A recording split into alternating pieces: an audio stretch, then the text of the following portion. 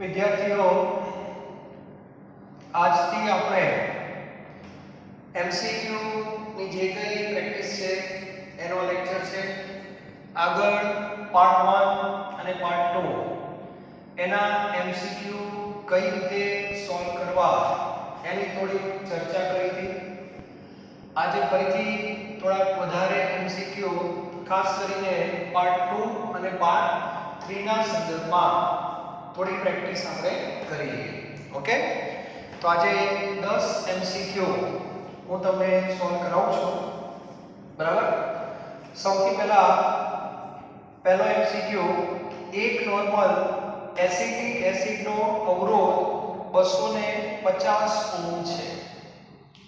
250 ohm છે. એનો અર્થ કે અવરોધ તમને આપી દીધો છે. R બરાબર 250 ઓહ્મ. બરાબર. ત્યારબાદ નોર્માલિટી પણ આપેલી છે. એક નોર્મલ એવું કીધું છે એટલે નોર્માલિટી 1 છે.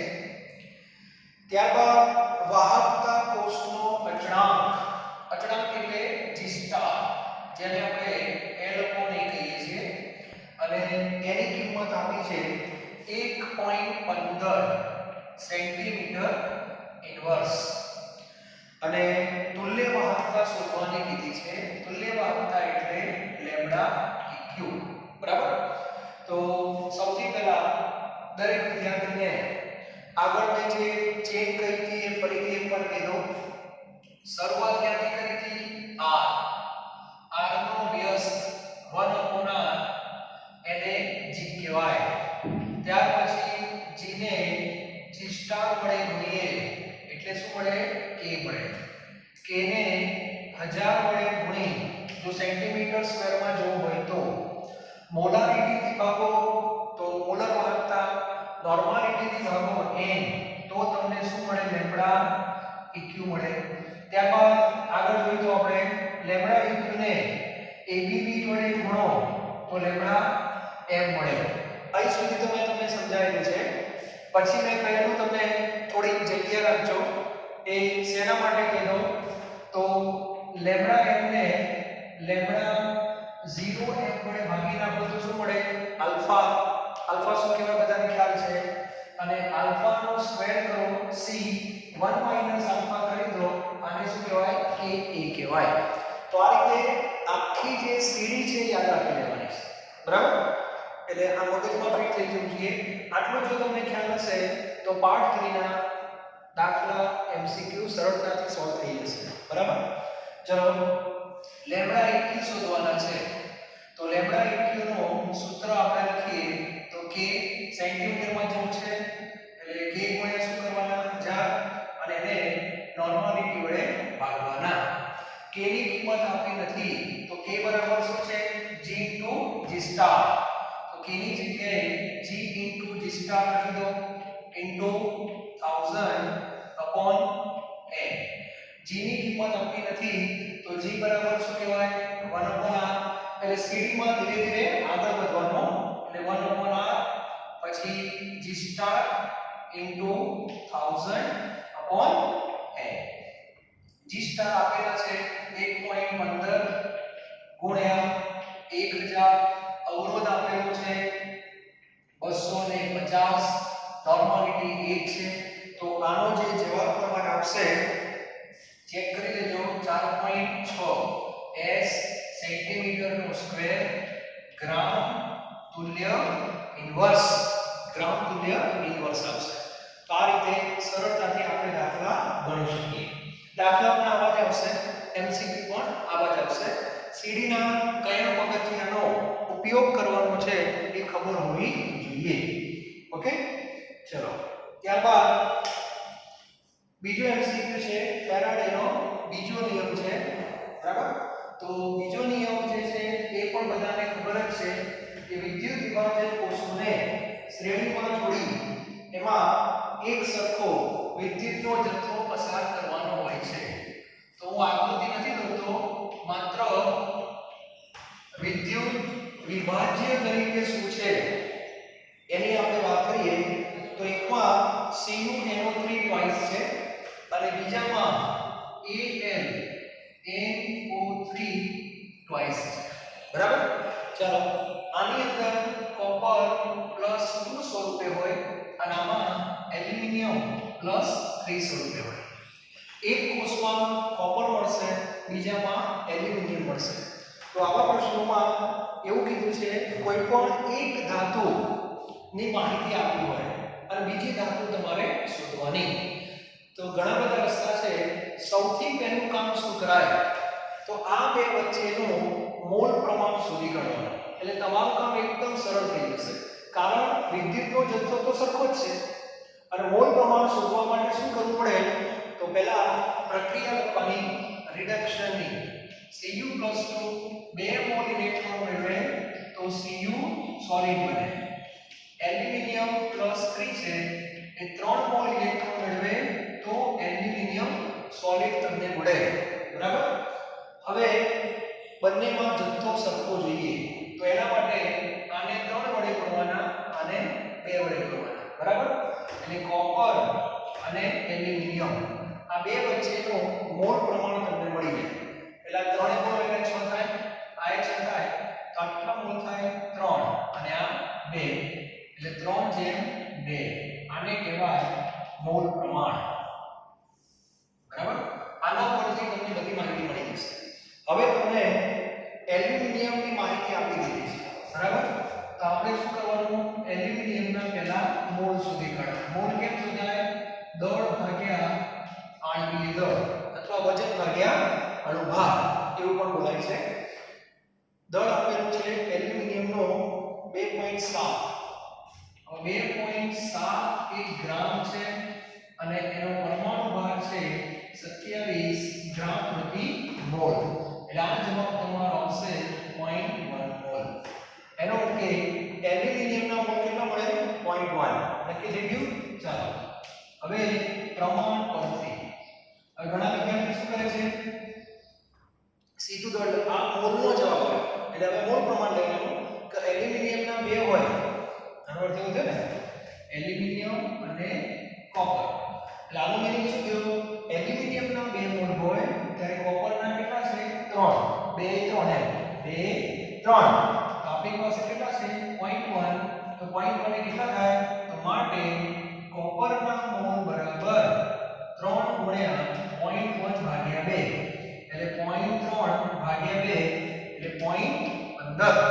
અને તમને કોપરનું દળ કીધું છે તો 0.15 જે આવે બરાબર એને તમારે કોપરના પરમાણુ ભાર 63.5 એના વડે ગુણી નાખવાના.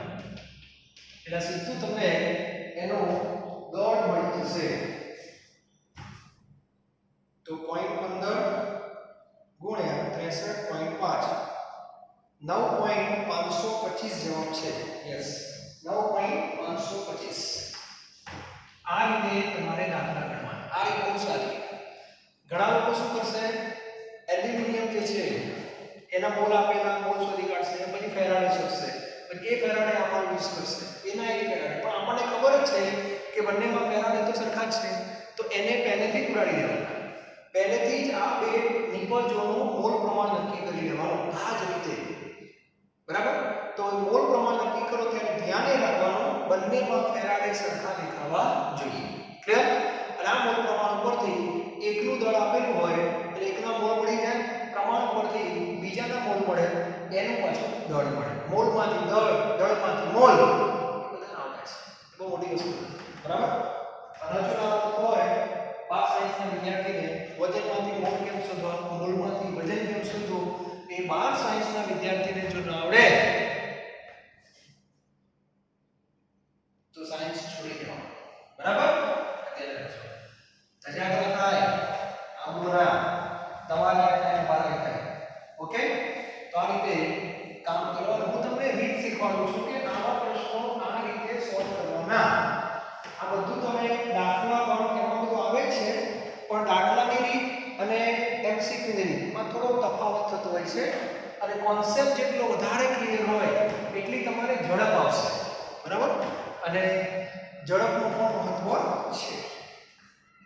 ત્યાર પછી ત્રીજો પ્રશ્ન જો પીગાળેલા ટીન એટલે SN એમાં વિદ્યુત વિભાજન કોષમાં 5 કલાક સુધી 2 એમ્પિયર પ્રવાહ પસાર કરવાથી કેથોડ ઉપર 22.2 ગ્રામ Sn જમા થાય છે તો Sn ની ઓક્સિડેશન અવસ્થા કેટલી? તો આમાં તમારે એક શોર્ટકટ ઉપયોગ કરવાનો ફેરાડેનો જૂનો નિયમ W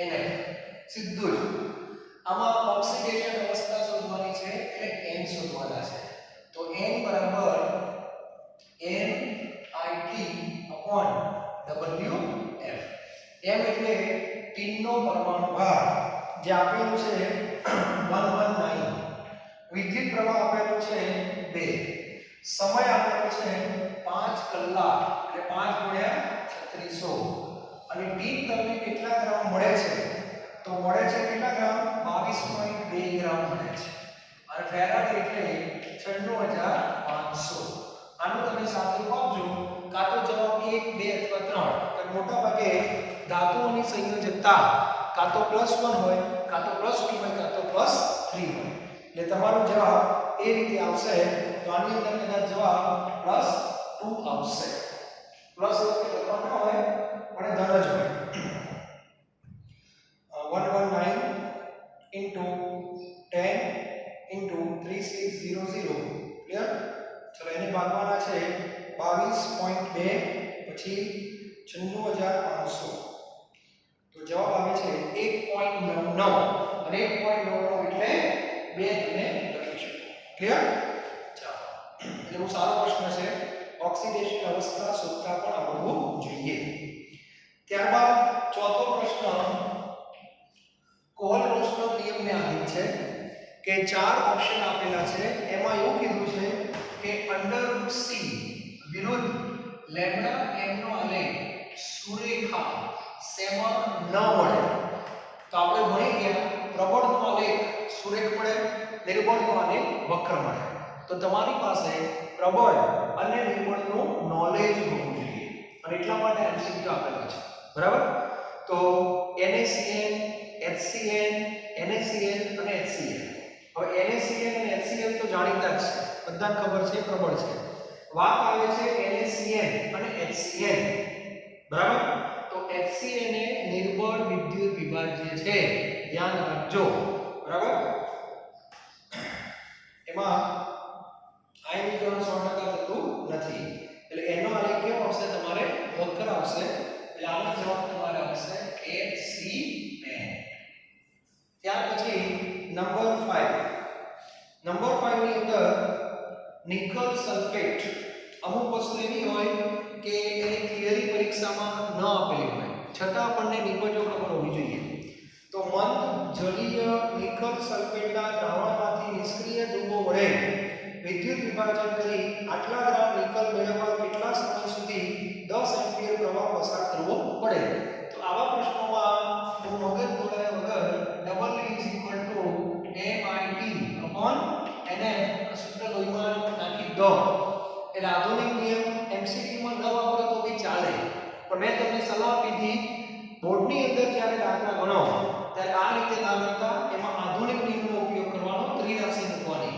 આટલા ફેરાડેમાં આટલા હોય તો આટલામાં કેટલા પણ MCQ માં ચાલે તો આની અંદર સમય શોધવાનો છે t તો t ને કેટલા બનાવી દો t બરાબર WNF/MI નિકલ કેટલા ગ્રામ મળે છે 5.85 નિકલની અવસ્થા 2 96500 Ni2+ હોય પરમાણુ ભાર આપેલો છે 58.5 અને સમય આપેલો છે 10 બરાબર તો આનો પરથી તમને t મળી જશે કેટલો આવે ચેક કરો જરા દરેક વિદ્યાર્થી સાથે સાથે ચેક કરતા રહેવાનો ઘણા તો સુઈ ગયા છે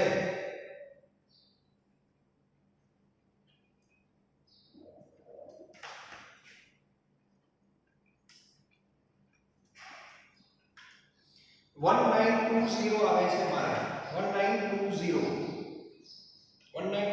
ઓપ્શન છે ને 1930 છે એની આજુબાજુમાં જવાબ કંઈક આવશે જેને તમારે જોઈ લેવાનો ઓકે સાચો ત્યાર પછી છઠ્ઠા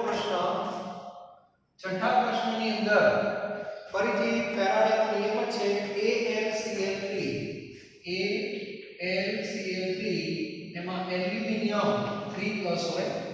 ત્યારબાદ AgNO3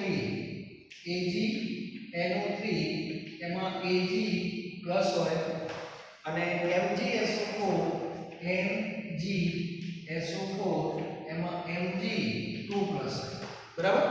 તો આ ત્રણે ત્રણ દ્રાવણોને શ્રેણીમાં જોડવાના, સરખો પ્રવાહ પસાર કરવાનો અને તમારે આ ત્રણેય ધાતુઓનો મોલ પ્રમાણ શોધવાનું છે. તો પહેલું કામ શું કરવાનું? રિડક્શન પ્રક્રિયાઓ લખવાની, પછી બેલેન્સ કરવાનું. ઉતાવળ નહીં કરવાની. તો એલ્યુમિનિયમ જે છે એ 3 પ્લસ છે, 3 ઇલેક્ટ્રોન મેળવે એટલે એમાંથી એલ્યુમિનિયમ શું મળે? સોલિડ. Ag પ્લસ છે, ઇલેક્ટ્રોન મેળવે એક જ એટલે એમાંથી Ag સોલિડ અને Mg2 પ્લસ 2 ઇલેક્ટ્રોન મેળવે એટલે એમાંથી Mg સોલિડ. હવે ઇલેક્ટ્રોનની સંખ્યા સરખી કરવાની. તો એના માટે શું કરવું પડે? મારે 6 કરવા પડશે.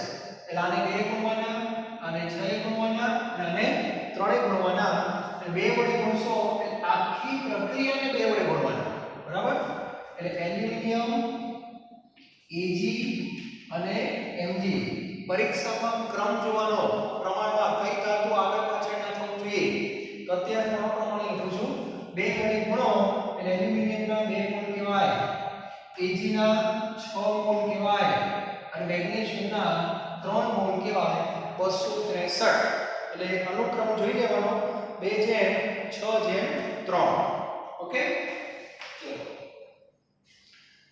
ત્યારબાદ નેક્સ્ટ નંબર 7.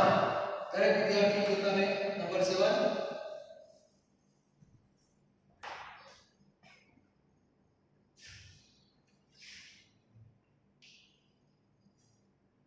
સાતમાની અંદર KCl, NaCl અને KNO3 ની સીમિત મોલર વાહકતા આપેલી છે. બરાબર. કોલરોસનો નિયમ. તમને KCl ની કિંમત આપેલી છે λ0m. KCl ની કિંમત છે 150. λ0m. NaCl ની કિંમત આપી છે 126 અને λ0m KNO3 એટલે કાનો3 109. તો આ કોલરોસના નિયમની ઉપયોગિતા બધાને ખબર છે. આ ત્રણે ત્રણ પ્રબળ વિદ્યુત વિભાજ્ય છે. ત્રણે ત્રણના પ્રયોગો કરેલા છે પાણી નાખીને. ત્રણે ત્રણમાં આલેખ દોરેલો છે. આલેખ, સુરેખ આલેખ દરેકને y અક્ષ સુધી લંબાવેલા છે અને આ કિંમત મળી ગઈ. ઓકે. આનો ઉપયોગ કરી નિર્બળ કોણ છે? તો λ0m NaNO3 આની વાહકતા આપણે શોધવી છે. ખબર પડશે. આમાં Na પ્લસ અને NO3 માઈનસ. Na પ્લસ ક્યાં છે? આ Na પ્લસ એટલે કા. NO3 માઈનસ ક્યાં છે? આ. એનો અર્થ કે આ બેનું શું કરવું પડશે? સરવાળો. એટલે તમારે 126 પ્લસ 109 કરવાના. બરાબર. Na જોઈએ, Cl ની જરૂર નથી. NO3 જોઈએ, K ની જરૂર નથી. તો KCl ની કિંમત બાદ કરવાની. એટલે કોનો સરવાળો કરવાનો અને કોને બાદ કરવાના એ ખબર હોવી જોઈએ. તો આનો જવાબ તમારે 85 આવશે. કેટલો આવશે? 85. તો આપણે આવડવું જોઈએ તમને. એટલે ક્વેશ્ચન નંબર 7. ત્યાર પછી ક્વેશ્ચન નંબર 8. આઠમો જે પ્રશ્ન છે એની અંદર જુઓ. આઠમા પ્રશ્નમાં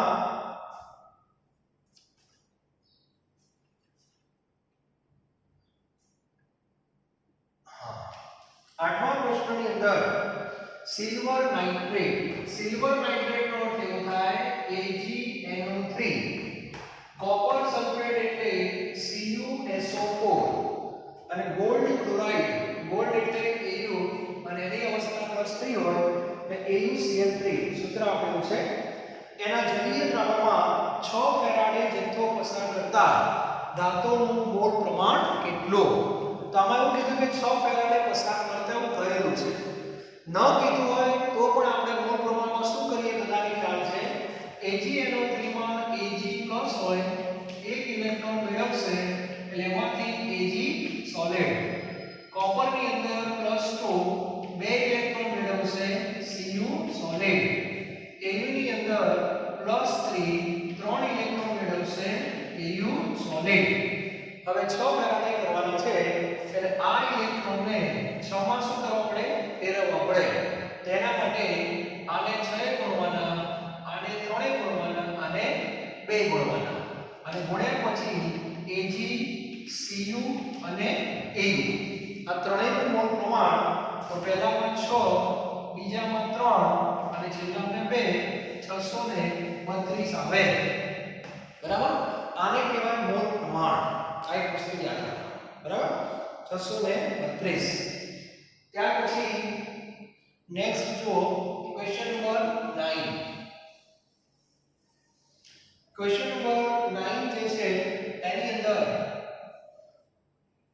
કોપર સલ્ફેટના જલીય દ્રાવણમાં 3 એમ્પિયર વીજ પ્રવાહ 2 કલાક સુધી પસાર કરતા 3 ગ્રામ કોપર કેથોડ ઉપર જમા થાય છે તો કાર્યક્ષમતા કેટલી આવો પ્રશ્ન છે તો ધ્યાન આપજો કાર્યક્ષમતા કોઈ પણ કોષની 100% હોતી નથી આપણે જે ગણતરી કરીએ છીએ અત્યારે કે આ રીતે જો કામ થાય તો આવું મળે પણ જ્યારે એનો વાસ્તવમાં પ્રયોગ થાય ત્યારે કિંમત ઓછી આવે છે આપણે જ્યારે ભણતા હોઈએ ત્યારે કેવું લાગે કે મારે આ રીતે જો થાય તો આટલા માર્ક્સ આવશે અમે પણ આગાહી કરતા હોઈએ પેરેન્ટ્સ પણ આગાહી કરે વિદ્યાર્થી પણ આગાહી કરે છે પણ જ્યારે પરીક્ષાનું રિઝલ્ટ આવે છે એને પ્રાયોગિક મૂલ્ય કહેવાય બરાબર છે અને મોટા ભાગે આપણે ધ્યાનમાં લીધેલું છે એક્સપેક્ટેશન કરતા બધાના માર્ક્સ ઓછા જ આવે છે આ બધાને ખબર છે એટલે ટકાવારી 100 આવતી નથી એટલે કહેવાનો અર્થ એ છે કોઈ પણ જગ્યાએ કાર્યક્ષમતા જ્યારે શોધવાની વાત આવે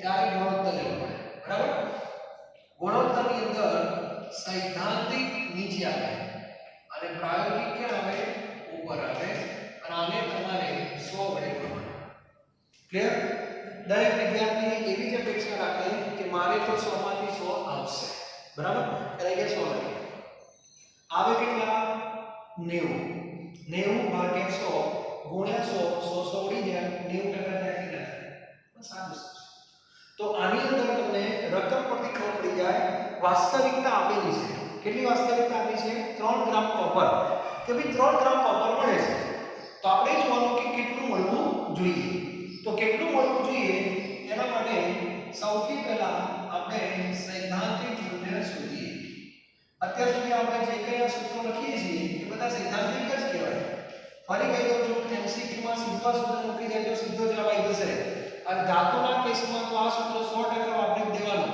ધાતુના કેસમાં વાયુના કેસમાં નહીં વાપરવાનું કારણ કે એમાં કન્ફ્યુઝન થાય છે ઓકે ચલો કોપર છે એટલે કે 63.5 પ્રવાહ 3 2 કલાક એટલે 2 ગુણ્યા 3600 અને કોપર કીધું છે કોપરની બે અવસ્થાઓ છે તમને કહી દઉં Cu+ હોય અને Cu+2 પણ હોય બરાબર એટલે તમારે રકમ બહુ વ્યવસ્થિત વાંચવી પડે આને Q+ કહેવાય અને Q બ્રેક કહેવાય આમાં કોપર સલ્ફેટ છે એટલે +2 વાળું આવશે અને ફેરાડે એટલે 96500 અને આનો તમારો જે જવાબ આવશે એ તમે જોજો જે પ્રાયોગિક હશે એના કરતા ઓછો જ આવે પ્રાયોગિક કરતા ઓછો જ આવે 63.5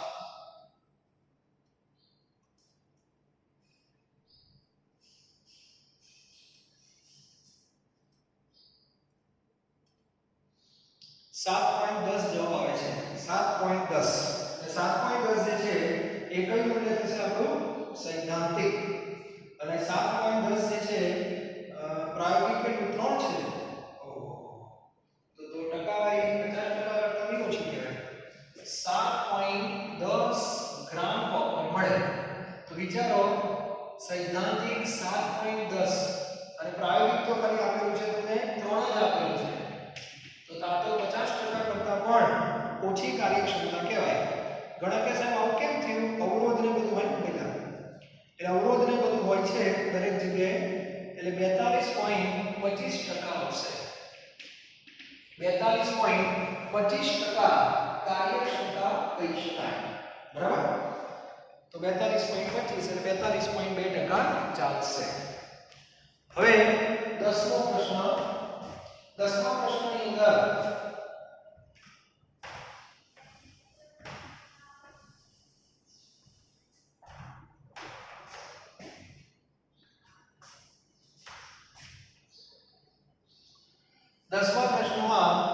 NaCl ના જલીય સાંદ્ર દ્રાવણમાં 0.5 ફેરાડે વીજ પ્રવાહ પસાર કરતા કેટલો ક્લોરીન વાયુ ઉત્પન્ન થાય? ક્લોરીન વાયુ લખ્યું છે, ધ્યાન નહીં કરો. બરાબર? આમાં આપણે પહેલું સૂત્ર નહીં વાપરીએ. કયું? ડબલ ટી બરાબર MIT. એ સૂત્ર ધાતુ માટે બહુ મજા આવે. કે ક્લોરીન અને Cl લખશો કે Cl2, આમાં થોડું કન્ફ્યુઝન થાય છે. એટલે આપણે થોડાક સમય માટે ક્લોરીન વાળી પ્રક્રિયા છે. તો સૌથી પહેલા NaCl ની વાત છે. બરાબર? તો પ્રક્રિયા લખું છું, Cl નું ઓક્સિડેશન થાય એટલે એ ઇલેક્ટ્રોન શું કરે? ઘુમાવે એટલે એમાંથી 1/2 Cl2 ગેસ થાય. બરાબર? આને ઓક્સિડેશન કહેવાય. ચલો આધુનિક ક્યુ વાપરીએ. આને કેટલા ફેરાડે કહેવાય? 1. આને કેટલા મોલ કહેવાય? 0.5 મોલ Cl2. આ રીતે લખાય છે. એટલે 1 ફેરાડેમાંથી 0.5 મોલ Cl2 મળે. હવે આપણને કીધા છે 0.5 ફેરાડે, સીધા ફેરાડે આપેલા છે. તો 1 ફેરાડેમાંથી 0.5 મોલ મળે. તો 0.5 ફેરાડેમાંથી કેટલા મોલ મળે? એટલે 0.5 ગુણ્યા 0.5 ભાગ્યા 1 એટલે 0.25 મોલ Cl2 આવે. 0.25 મોલ Cl2 આવે. હવે આ લોકોએ ગ્રામમાં માહિતી આપી છે. તો કઈ વાંધો નહીં. તો ઘણીવાર વિદ્યાર્થી પુસ્તકોમાં 35.5 વડે બોલે છે. Cl2 છે એટલે 35 ને 71 ગુણવાના આવશે. એટલે 0.25 ગુણ્યા 71 કરવા પડે. તો 0.25 ગુણ્યા 71 કેટલા થશે? 17.75 આવશે. 17.75 ગ્રામ. તો આ રીતે MCQ સોલ્વ થતા હોય છે. એટલે લેક્ચર લેવાનો હેતુ એક જ છે કે MCQ કઈ રીતે સોલ્વ કરવા એ ખબર હોવી જોઈએ. તમારી પાસે જે કઈ રેફરન્સ બુક હોય એનો ઉપયોગ કરી અને આપણે મોટાભાગે ભણી શકીએ છીએ. આ બધા જે MCQ મેં અત્યારે લીધા હશે એ બોર્ડની પરીક્ષામાં, કાં તો ગુજકેટમાં, કાં તો જીમાં, કાં તો નીટમાં આ ટાઈપના ક્યાંક ને ક્યાંક પૂછાયેલા છે. અને આપણે જ્યારે કોઈ પણ ચેપ્ટરની શરૂઆત કરતા હોઈએ, શરૂઆતના લેવલે જે MCQ સોલ્વ થતા હોય એના બેઝિક થતા હોય. એટલે આ ટાઈપના MCQ પહેલા તમારા ક્લિયર હોવા જોઈએ. અને કોન્સેપ્ટ ક્લિયર હોય ફટાફટ થઈ જાય. અને પછી થોડુંક લેવલ હાઈ આપણે જોઈએ તો વાંધો આવે નહીં. તો દરેક વિદ્યાર્થીએ આટલા આ ટાઈપના MCQ તો આવડવા જ જોઈએ. બરાબર? તો 10 MCQ આજે કરાવેલા છે. બીજા MCQ નેક્સ્ટ બીજા લેક્ચરમાં લઈશું આપણે. પણ આવા MCQ ની પ્રેક્ટિસ વિદ્યાર્થીઓએ તો જાતે કરવાની જ રહેશે. બરાબર? Thank you very very